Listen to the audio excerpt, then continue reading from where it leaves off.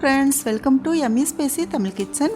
வணக்கங்க. இன்றைக்கி நம்ம கிச்சனில் ரொம்பவே சூப்பரான காரசாரமான நண்டு மசாலா வறுவல் பண்ண போகிறோம். வாங்க வீடியோக்குள்ளே போகலாம். இந்த நண்டு வாங்கிட்டு வந்தோடனே நம்ம கழுவி சுத்தம் பண்ணிவிட்டு ஒரு அரை மூடி வினிகர் சேர்த்து தண்ணி முங்குற அளவுக்கு ஊற்றி மூடி வச்சிடணுங்க. மூடி வச்சுட்டு ஒரு 5 நிமிஷம் கழுவி எடுத்திங்கன்னா இந்த நண்டில் உள்ள கசடெல்லாம் போயிட்டு ரொம்பவே சூப்பராக க்ளீன் ஆகிருக்குங்க. நீங்கள் இந்த முறையில் க்ளீன் பண்ணி பாருங்கள். இது வரைக்கும் நம்ம சேனலை நீங்கள் சப்ஸ்கிரைப் பண்ணலைன்னா சப்ஸ்கிரைப் பண்ணிக்கோங்க, பெல் ஐகானை கிளிக் பண்ணிக்கோங்க. அப்போ தான் நம்ம வீடியோ எப்போவுமே உங்களுக்கு உடனே கிடைக்கும். இப்போ ஒரு தக்காளி எடுத்து கட் பண்ணி வச்சுக்கலாம். இப்போ பாத்திரத்தில் அடுப்பில் வச்சாச்சு. இப்போ ஒரு பெரிய வெங்காயத்தை தோல் உரிச்சிட்டு கட் பண்ணி எடுத்துக்கலாம். 3 பச்சை மிளகாய் எடுத்துக்கலாங்க. 5 நிமிஷத்தில் இந்த ரெசிபி பண்ணி முடிச்சிடலாம். இப்போ நண்டு 1/2 கிலோ எடுத்துருக்கேங்க. இந்த ப்ளூ கலர் நண்டு தாங்க எடுக்கணும், அப்போ தான் ரொம்ப டேஸ்டியாக இருக்கும். இப்போ பாத்திரத்தில் 2 ஸ்பூன் அளவுக்கு ஆயில் சேர்த்துக்கலாம். இந்த ஆயில் நல்லா காஞ்சி வரவும் இந்த நண்டு இதோட சேர்த்துக்கலாம். நண்டு பாருங்கள், பார்க்கும்போதே தெரியும் எவ்வளோ பளிச்சுன்னு இருக்குன்னு சொல்லிட்டு.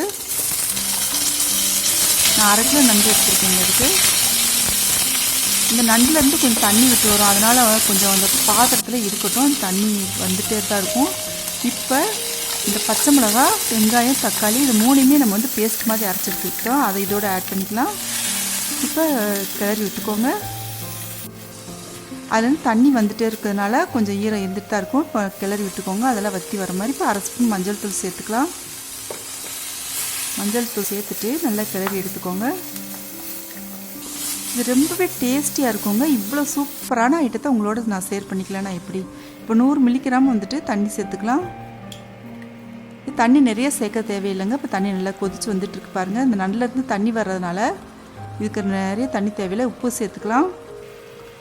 இப்போ உப்பு சேர்த்துட்டு நல்லா கலந்து விட்டுக்கலாம். இப்போ மூடி போட்டு மூடி வச்சிடலாங்க. ஒரு 5 நிமிஷம் வேகட்டும். ரொம்பவே சீக்கிரமாக அந்த ரெசிபி பண்ணி முடிச்சிடலாம். இப்போ பாருங்கள், இதை நல்லா ஆரஞ்சு கலராக வந்துருச்சு. இதுதான் நண்டு சரியான பக்குவத்தில் வெந்திருக்குன்னு சொல்லிட்டு அர்த்தம். இப்போ இந்த தண்ணியெல்லாம் வற்றி வரட்டும். கிளறி விட்டுக்கோங்க. கிளறி வச்சுட்டு திருப்பி நம்ம மூடி போட்டு மூடி வச்சிடலாம். தண்ணியெல்லாம் வற்றிட்டு பாருங்கள், சூப்பராக நல்லா மசாலாலாம் பிரண்டு வர அளவுக்கு வந்துடுச்சு. நல்லா பிரட்டி விட்டுக்கோங்க. இந்த மாதிரி செஞ்சு பாருங்கள், எல்லாருக்குமே ரொம்ப பிடிக்குங்க. அந்தளவுக்கு டேஸ்டியாக இருக்கும். இப்போ சோம்பு பவுடர் 1 ஸ்பூன் சேர்த்துக்கலாம். 1 ஸ்பூன் மிளகுத்தூள் சேர்த்துக்கலாம்.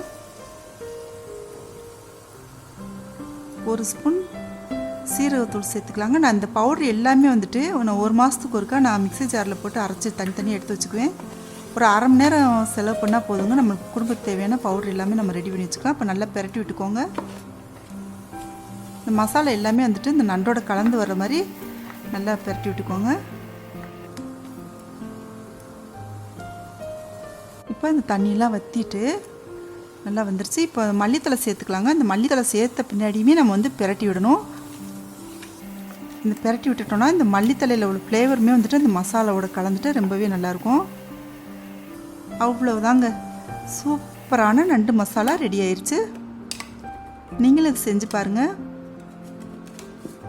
இந்த ரெசிபி பிடிச்சிருந்துச்சுன்னா இது வரைக்கும் நீங்கள் நம்ம சேனலை சப்ஸ்கிரைப் பண்ணலைன்னா சப்ஸ்கிரைப் பண்ணிக்கோங்க, பெல் ஐக்கானை கிளிக் பண்ணிக்கோங்க, ஃப்ரெண்ட்ஸ்க்கு ஷேர் பண்ணுங்கள், லைக் பண்ணுங்கள், எப்படி இருந்துச்சுன்னு சொல்லி கமெண்ட் பண்ணுங்கள். Thank you.